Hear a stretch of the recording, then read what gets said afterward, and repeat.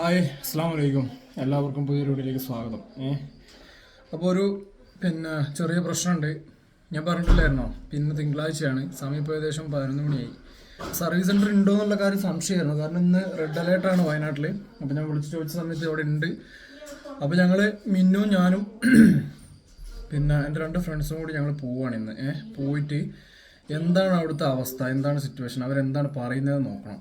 അപ്പോൾ അതിന് മുമ്പ് പോകുന്നതിന് മുമ്പ് ഒരു വീഡിയോ എടുത്ത് നിങ്ങളുടെ കാര്യം പറഞ്ഞിട്ട് പോകാമെന്ന് വിചാരിച്ചിട്ട് വന്നതാണ്. ഹായ്. അപ്പോൾ അതിന് വേണ്ടിയിട്ട് വന്നതാണ്. ഭക്ഷണം കഴിച്ചിട്ടൊന്നുമില്ല. ഇപ്പോൾ അത് റെഡി ആയിട്ട് ഫ്രഷ് ആയിട്ട് ഇരിക്കുന്നുള്ളൂ. ഭക്ഷണമൊക്കെ കഴിച്ച് ഫ്രീ ആയിട്ട് വേണം പോകാൻ. അപ്പോൾ എന്തായാലും നമുക്ക് വീഡിയോ കാണാം. എന്താ പ്രശ്നം ഉച്ചോ? എന്തുച്ച്?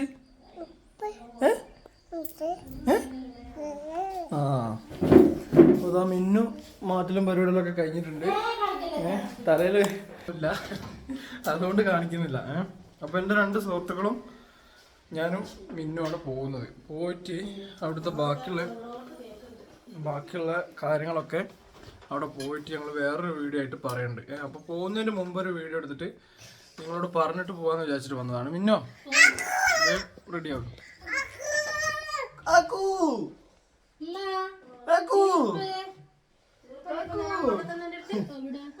കാക്കൂന്നാ വിളിക്കണ കേട്ടോ. അതിനൂസ് ഇപ്പൊ കാക്കൂന്നാ വിളിക്കുന്നത്. ഉമ്മച്ചേ എന്താ പറയണ്ടേ? എനിക്കറിയാം വണ്ടിന്റെ കാര്യങ്ങൾ എന്തെങ്കിലും. എന്നാലും ഉമ്മച്ചിന്റെ ഒരു അഭിപ്രായം ഉണ്ടാവുമല്ലോ. അവനെ കൊണ്ട് നോക്കിച്ചിട്ട് പറഞ്ഞു. രാത്രി പോയിട്ട് വണ്ടി എടുത്തോണ്ട് വന്നിട്ട് ഒന്നും നോക്കാതെ കൊണ്ടുവന്നിട്ട് ഞാൻ എനിക്കും അറിയില്ല. അറിയണോലെ കൂട്ടിയിട്ട് പോയിട്ട് പറഞ്ഞു ഇത്രയും പൈസ അവിടുന്ന് ഇവിടുന്ന് കടം വാങ്ങി കൊടുത്ത്. ഇന്നലെ വന്ന് കണ്ട ഐറ്റങ്ങളൊക്കെ പറഞ്ഞിട്ടില്ല. അതുപോലെ തന്നെ ഇന്നലെ ഇവിടെ വന്നിട്ടുണ്ടായിരുന്നു. അയൽവാസികളൊക്കെ വന്ന സമയത്ത് എല്ലാവരും പറയുന്നത് എന്താണെന്ന് വെച്ചിട്ടുണ്ടെങ്കിൽ, നിങ്ങൾ ഇത്രയും പൈസ കൊടുത്തതല്ലേ, ഇത്രയും പൈസ കൊടുത്തിട്ട് സർവീസ് ചെയ്തതല്ലേ, ആ വണ്ടി ഫുള്ളായിട്ട് നീറ്റാക്കി തരേണ്ട ഉത്തരവാദിത്തം അവർക്ക് ഉണ്ടെന്നാണ് അവർ പറയുന്നത്. അപ്പൊ ഇത്രയും നമ്മൾ സമയം കൊടുത്തത് എത്രയാണല്ലോ. അതെ, കമ്പനിയുടെ സർവീസ് സെന്ററിലും കൂടിയാണ് നമ്മൾ കൊടുത്തിട്ടുള്ളത്. ടാറ്റയുടെ സർവീസ് സെന്ററിലാണ് നമ്മൾ കൊടുത്തിട്ടുള്ളത് വണ്ടി. എന്നിട്ടും ഇതിന്റെ കമ്പനി തന്നെ ആകുമ്പോ നമുക്ക് ഭയങ്കര സങ്കടം.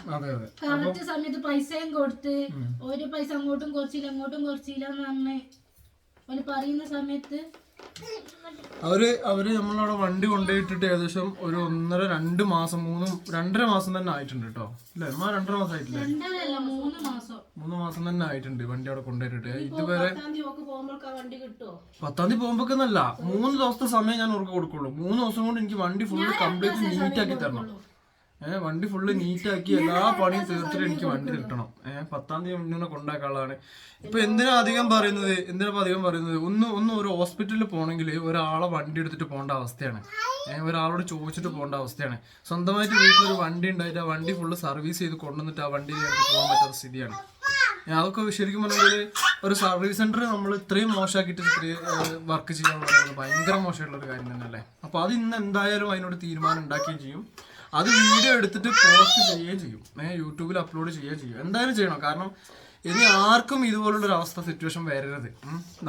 നമുക്ക് അറിയില്ല എന്നുള്ളത് അവർക്ക് അറിയുന്നതുകൊണ്ടാണ് അവരങ്ങനെ ചെയ്തത്. നമുക്ക് അറിയില്ല കേട്ടോ. എന്ത് വണ്ടിന്റെ ഡീറ്റെയിലിനെ കുറിച്ച് നമുക്ക് അറിയില്ല. ഇപ്പൊ ഞാൻ പറഞ്ഞില്ല, എനിക്ക് അതിനെ കുറിച്ച് അറിയില്ല. എൻ്റെ ഒരു ഫ്രണ്ട് വന്ന് ഓനക്കൊരു ആദ്യം വണ്ടി ഉണ്ടായിരുന്നു. അപ്പോൾ അത് തട്ടിയ സമയത്ത് ഓൻ എൻ്റെ പാർട്സിലൊക്കെ മാറ്റിയിട്ടുണ്ടായിരുന്നു. അപ്പോൾ ഓൻ എന്നോട് പറഞ്ഞ കാര്യം എന്താ വെച്ചാൽ, നമ്മളൊക്കെ വർക്ക് എടുത്തിട്ട് സുസുക്കി ആയിരുന്നു അവർ വർക്ക് എടുത്തിട്ടുണ്ടായിരുന്നത്. നീറ്റായിരുന്നു, ഒരു കുഴപ്പമുണ്ടായിരുന്നില്ല. ഫുൾ സർവീസും കഴിഞ്ഞ് നല്ല വൃത്തിക്ക് 1.5 മാസം കൊണ്ട് അവർക്ക് വണ്ടി തിരിച്ചു കിട്ടിയെന്നാണ് പറഞ്ഞത്. ഇതിനേക്കാളും കൂടുതൽ പണി അവർക്കുണ്ടായിരുന്നു. എന്നിട്ട് അവൻ വന്നിട്ട് എന്നോട് കാണിച്ചു തരണം ഓരോ സ്ഥലം. അന്ന് നൈറ്റ് വണ്ടി ഇറങ്ങി അന്നത്തെ നൈറ്റ് ലൈവ് കണ്ട ആളുകൾക്ക് അത് മനസ്സിലാവും. അവൻ വന്ന് എന്നോട് പറയുന്ന കാര്യങ്ങൾ ഫുള്ള് എല്ലാ പാർട്സുകളും അവർ ഫിറ്റ് ചെയ്തത് എല്ലാം കംപ്ലൈൻ്റ് ആണ്. പവർ വിൻഡോ ചെയ്തത് കംപ്ലൈൻ്റ് ആണ്. പിന്നെ അത് കൂടാണ്ട് ടയർ നമ്മൾ ഒരു സൈഡിലേക്ക് റൊട്ടേറ്റ് ചെയ്യുന്ന സമയത്ത് സൗണ്ട്, എഞ്ചിൻ്റെ ഉള്ളിൽ നിന്ന് സൗണ്ട്, അതുപോലെ തന്നെ ഓയിൽ ലീക്ക് കൊണ്ട് മീൻ്റെ കാൽമടാളല്ല കേട്ടോ, തലമടാളാണ്. അങ്ങനെ ഒരുപാട് പ്രശ്നങ്ങൾ നമുക്ക് എന്താ പറയാ. കാൽമടല്ല, അത്